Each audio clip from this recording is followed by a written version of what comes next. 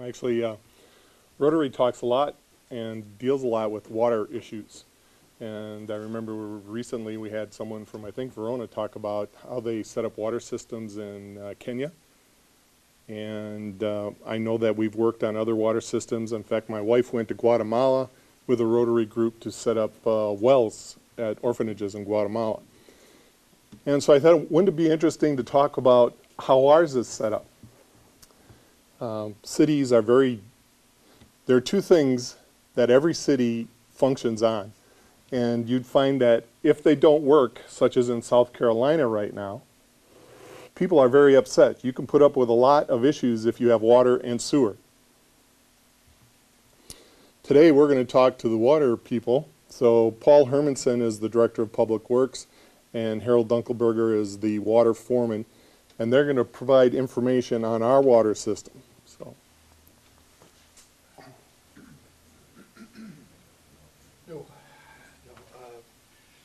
Harold demanded that he be allowed to come here today because he loves public speaking. So we'll get him up here and he'll do the last hour of the show. No, it's good to have Harold. Harold's been in the position he's in now for a couple of years, and I think he's finding it challenging in that we've got some issues that we're working through. And I'll talk a little bit about those in just a moment. I have to tell you straight up, and I was telling these guys that whenever I'm in front of a group where I know some of the people, I get very nervous because I know that they know that I'm pretty much full of BS. But the toughest audience that I ever had to work in front of, my dad was in the audience, and it was a Rotary meeting in Columbus, which is where we're from originally. And it was pretty nerve-wracking until about 2 minutes in he fell asleep and things went really well from there.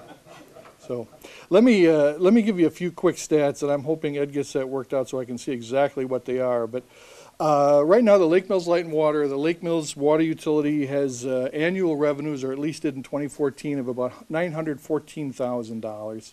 And we had expenses of about $912,000. So we're running at a very close margin. Actually far too close than we should be operating. We should have somewhere around a 5% margin, so we really should have about a $40,000 buffer in there. So we're running really close, and I'm anticipating that in 2015 it won't be that way. We will be in the red because of some of the infrastructure issues we're having, and I'll tell you about that in a little bit. If I remember right, in 2014, we pumped about 240 million gallons of water. That's a lot of water. That's typical for a city of our size. We had, I think, our lowest one-day pumpage, if I remember this right, was in January. I think it was January 25th. So I'm assuming that wasn't bath day for a lot of folks, or one for the year, however you do that. Our highest usage was in March, and I think it was 3.2 million gallons of water, and I'm, for the life of me, trying to figure out what happened on that day in March that we pumped that much water. But it gives you a sense, as Steve was talking about, it gives you a sense for how much water is moving through our system at any given time. We're set up right now, we've got actually 3 points of, 3 wells, 3 points that we get water. All of our water is groundwater. I get asked every once in a while if we get water from Rock Lake. No, we don't. All of it is groundwater, so we have 3 wells, and then we have the water tower out on Harvey Road. And I believe Steve and I were talking, I think probably the deepest well we have is somewhere around 500 feet, 400 to 500 feet is typical of our system. We serve on an average of about 2,500 customers. That means that's individuals that pay the bills, if you will, but we have a little over 3,000 different meters. So some places have more than one meter. We also have the good fortune in the water utility of being regulated not only by the Public Service Commission, but the Department of Natural Resources. And if you think there aren't good meetings with those two organizations, let me tell you, you haven't lived yet until you get to go to the DNR office in Madison and have them tell you all the things that you have to do differently. Overall, we've got an exceptional water system.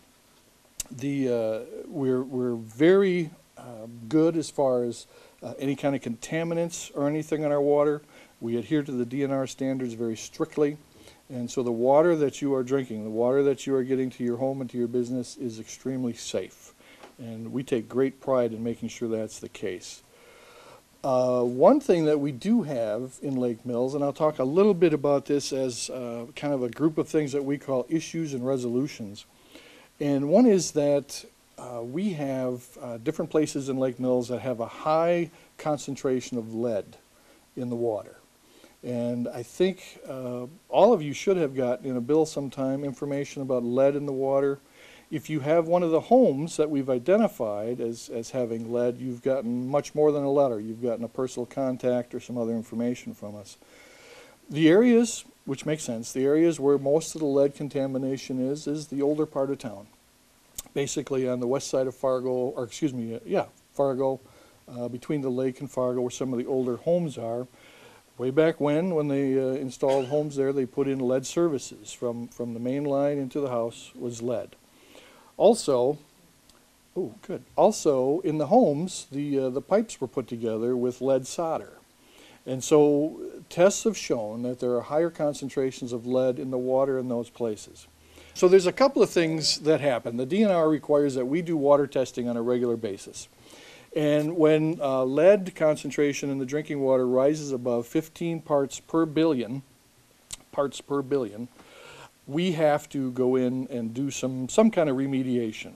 And again, there's two ways to do this. One is to simply run the tap water for 15 to 20 seconds to flush out the water that's been sitting in the system. That's how lead gets into your water. It simply leaches through the pipes, and any water that's been sitting in there for a while will get a higher concentration of lead. So that's the easiest way. The other thing that the DNR is requiring us to do is to go to the homes that have a higher lead concentration and replace the pipes leading to the house. And so we're doing that. They require that we do a minimum of 3 each year. And with the different street projects we've done over the past few years, we've been able to do that. And so we're complying with the DNR, and we're doing our very best to keep lead levels low. But if you have any concern at all, one is, again, just run the water for a little while, or you can have your water tested. And you can do that through the state hygiene lab or however you want to do it. If your house was built, I'd say anywhere from 1970 forward to now, shouldn't be an issue. There should not be any lead in the solder, should not be any kind of lead line running to it. But if it's older than that, you might want to take a look, and we can help you with that too. Paul. Yes, thanks. We replaced the service in the city right away. From the city right away into the house is the homeowner's responsibility. Yeah, good point. What Steve is saying is there's 2 parts to your service. One you own, one we own.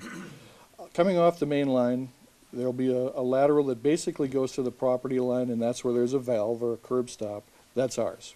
Anything from that curb stop forward or into the house, that's yours.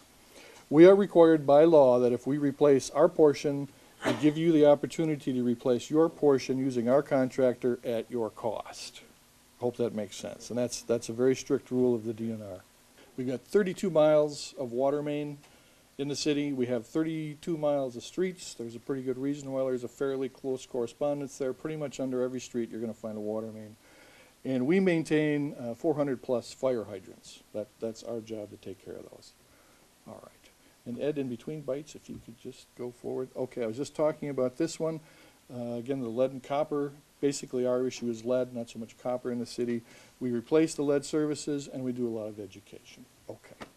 Now, some of the bigger ones, aging infrastructure. And this is an issue that's typical for any city in Wisconsin, probably any city in the United States. Closer? Go back one if you would, Ed. Okay. Anytime we do any street work where we're going to get down below the surface, below the blacktop surface, we do our best to get in and replace the water lines and the sewer lines.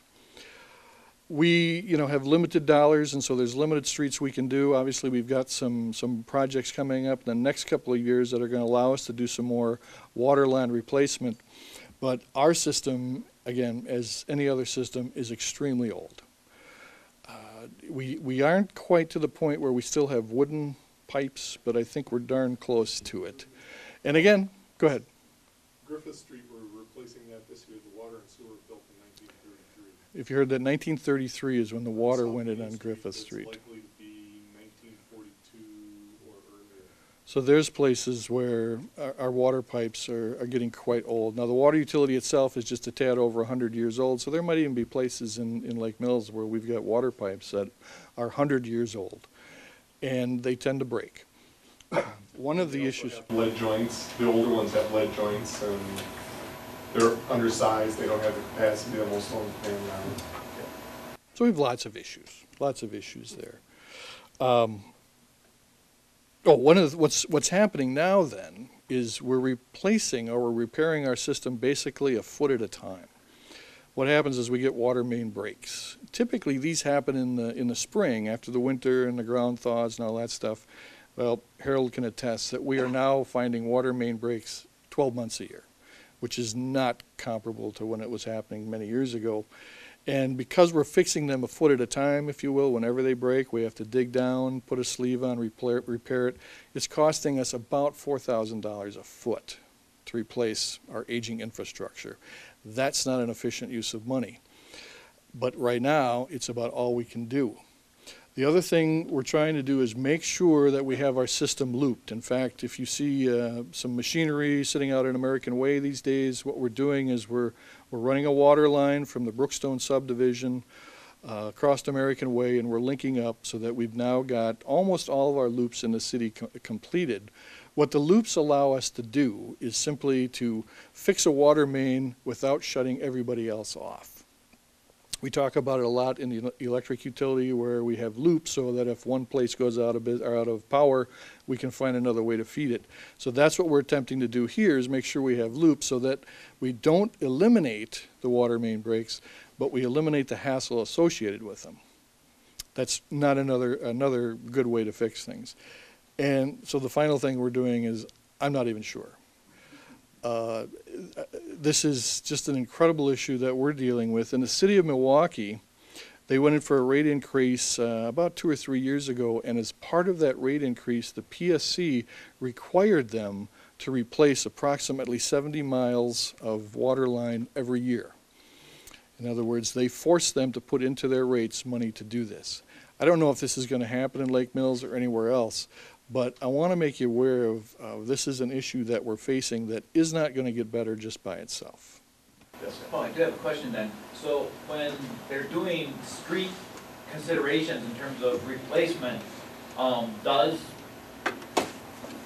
the consideration of the water have to be replaced with the street in terms of the dollars being there for those street repairs, or if the street repair is bad, they always have to take into consideration the water, right? And the sewer, and the storm sewer, and the curb, and the sidewalks, and the trees, and the politics, and there are about 90 things that we have to take into consideration. So we sit in meetings all day long, like yesterday afternoon, and go over, you know, this drains this way, this drains this way, this is the capacity of this storm sewer, this is the capacity of this storm sewer, these are how the curbs go, this is the topography, this is how it drains, this is the current asphalt in this place, this is the current asphalt in this place. But we could have a brand new water main, but like on Griffith Street, it runs through the sanitary sewer manholes. That's not allowed anymore, so you go through, you're gonna have to take it all out. So sometimes the consideration of what has to be done first might not necessarily be because of the largest pothole in the street versus the underlying utility structure that might have to get replaced first. Well, we go through and do it, we're required to file with Whistler, which is the Wisconsin something, but it's with the Department of Transportation, and you give ratings to each street. So every 2 years, you go through and you rate a street for how it's, once it hits a 3, then you have to start figuring out what's in there. So then we go through and we televise the sanitary sewer lines, we do a record check on how old the water mains are, how many water main breaks there were, we look at the storm sewers, we put together all kinds of data on what should drive when that goes into the capital improvement fund. Yeah, like Steve said, there's all kinds of criteria, and everyone's more important than the other one. So I had one back here, and then I'll come up here. Go ahead, sir. We have a big fire in an area where there's old water mains, and the firefighters start drawing water hand over fist. Are those water mains strong enough to take the lower pressure without collapsing? When all that water comes out of there and there's less pressure? I've never seen a water main collapse, when it's ductile iron or cast. We don't have enough plastic water mains to know. Yeah, and I don't know the issue would be them collapsing. The issue may be pressure, but I can't say that the fire department has got any issues of fires in any part of town that we couldn't deal with right now. We'd put a heck of a strain on the system, but it's doable, right? Well, they teach that in basic firefighting, that you can't draw the water too fast, because some of the pressure in the water main keeps the water main intact.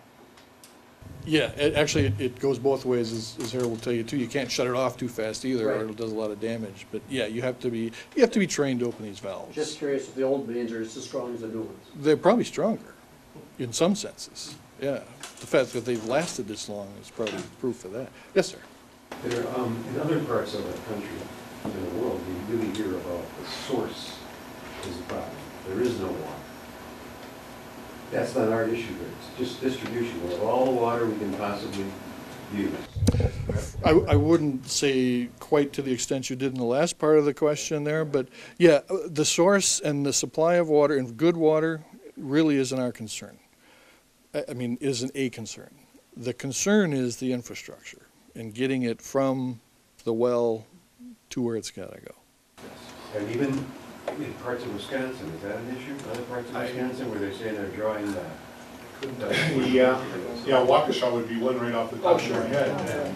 They're trying to draw out a lake. They have radon problems, and so they were trying to get away from groundwater and move to lake water, but they're just over the break, and so by the Great Lakes Compact, they're not allowed to draw water out of the Great Lakes, and so they're in a court battle now to see where they end up going for water.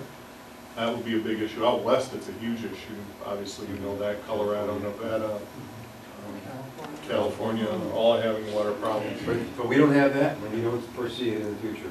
As long as I'm alive, I don't, but I'm not feeling very well either. Gerard, did you have a question? One question though is, if you were fighting a fire at St. Paul's, the new St. Paul's, or at the high school, I do not think you could get enough water to suppress the fire. Fortunately, they built it really well. Yeah. Gerard, did you have a question? No, I was stretching. Very good. Any other questions on the infrastructure things? Yes, sir. Where does our groundwater at 500 feet come from versus Waukesha that has radon problems? Well, I think from what I know of Lake Mills, we sit on a pretty wet area anyway. I mean, they're a part of Lake Mills where you put a shovel in the ground, you're going to get water any time of the year. So I think this is just a heavy groundwater area. There are aquifers, Yeah. and each aquifer is a separate area. Okay. So like in Illinois, they have one that runs from Champaign to Taze, Pennsylvania. From where again? Champaign to Taze, Pennsylvania. He's from Illinois. Yeah, so I worked there for long enough to know what's going on. Here, ours isn't that big, but it's pretty substantial for the amount of area that draws out of it. And it's estimated that to get 400 feet into the ground or deeper takes somewhere between 50 and 400,000 years, depending on your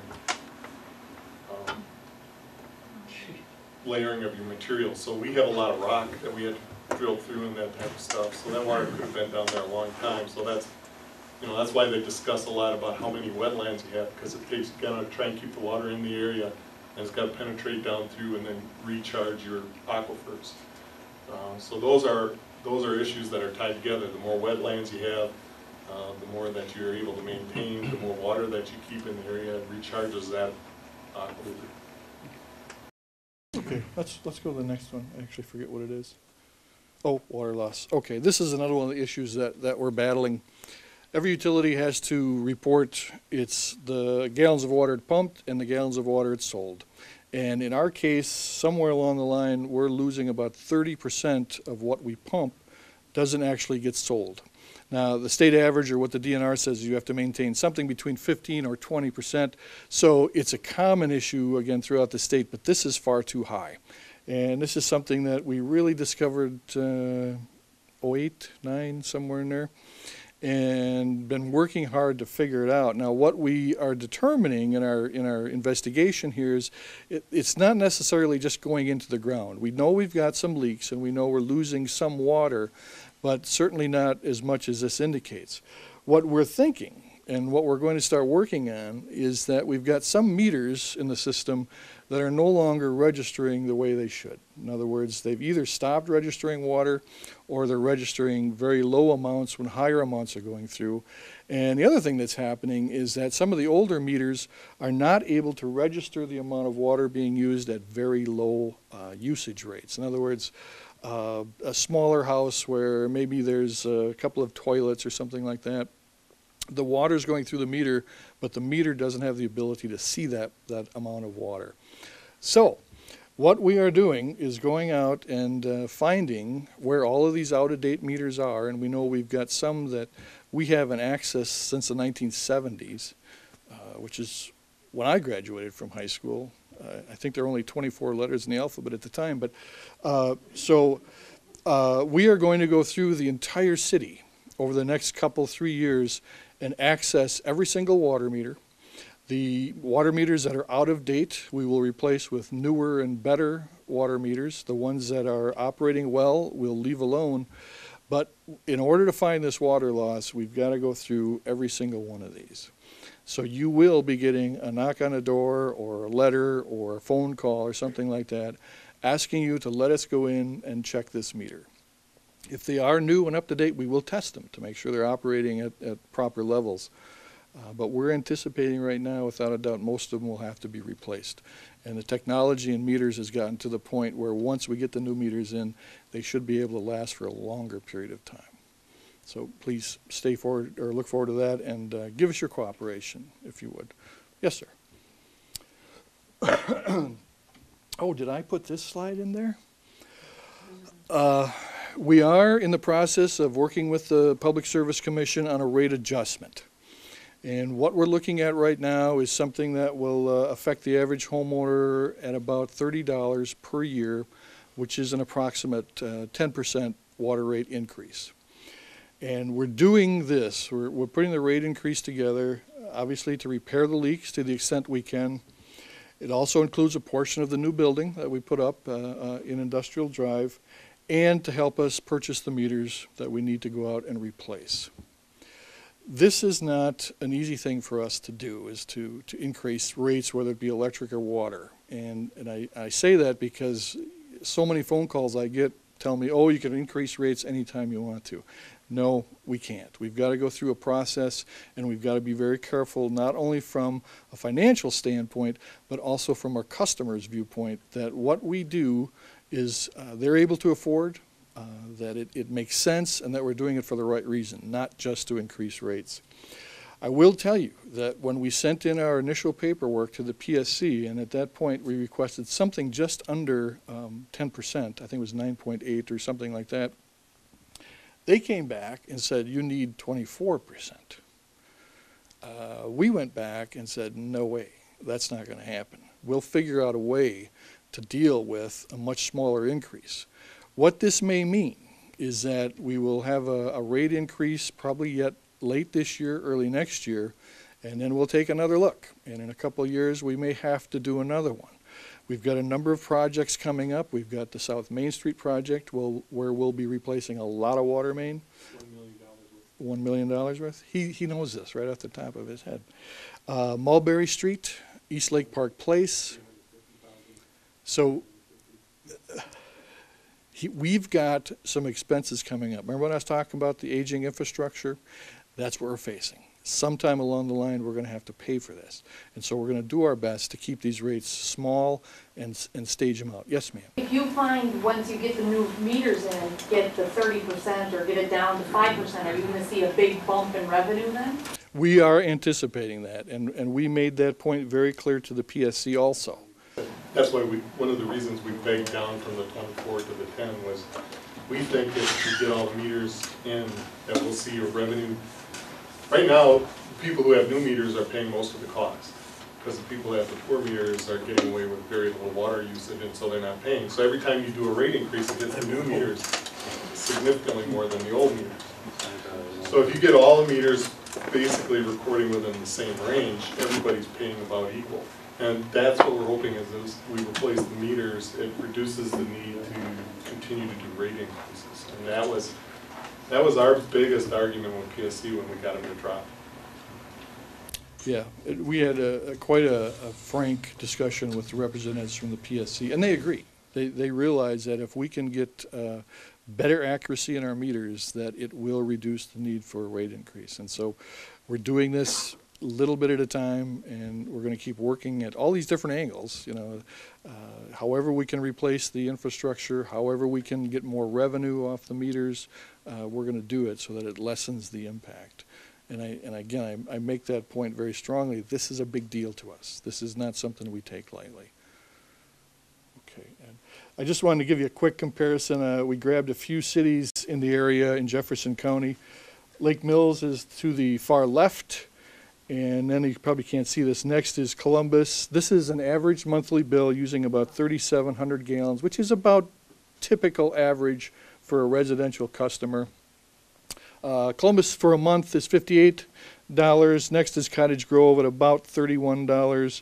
Delavan, a little over $31. Evansville, $34. Jefferson, just a tad under $31. Waterloo, about $41. And then the average, the state average, is about $36.50.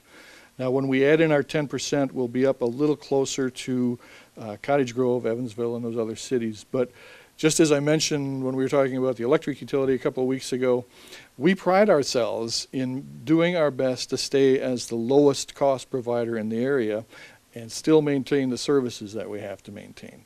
So that will be, part of the picture when we talk to the PSC. We need to stay in an affordable rate there. So you've asked some questions, but certainly I want to take some more time for questions if you're willing. Also put it out that Harold and I are available at that phone number right there, 648-4026. Both of us have email, but we certainly prefer that you either stop in and see us or call. We'd rather talk to you than have some kind of an exchange of email. So we hope, a little more personal, a little more information, and we can be quite frank with each other about what's going on. Well, it might be more on the sewage side of things, but are there concerns about what's going into the sewer systems in terms of like drugs that aren't used? Are those things being problematic for Lake Mills? Because I know we now have that drop-off at the police department for unused medications, and yet I still think there's lots of people who don't know that that's there for dropping things off that they might otherwise either dump into a garbage stream or into the sewer system that may not be great for it. Good question. We haven't seen, a big issue with prescription drugs coming into our system and doing damage.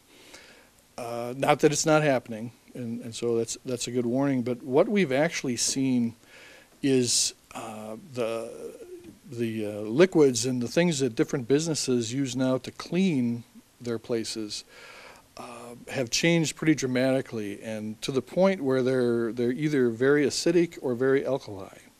And those two things really do a lot of damage to the sewage plant. And maybe sometime we can talk about that in more depth. But a sewage plant is a very, very touchy thing. The chemistry at a sewage plant is unbelievable. And if the pH gets out of whack, there's all these little microorganisms that have to live in order to break down the sewage and all that sort of thing. And when we have these huge pH switches or swings, those things cannot do what they're supposed to do. And we get very concerned about the discharge that we're putting into the creek. And so, again, kind of to answer your question, we haven't seen big issues with residential waste. We do have a couple of areas of industrial waste where we've got some things we've got to take care of. Yeah, but that's another topic unto itself for sure. Any other questions? Great. Thank you very much. Appreciate it.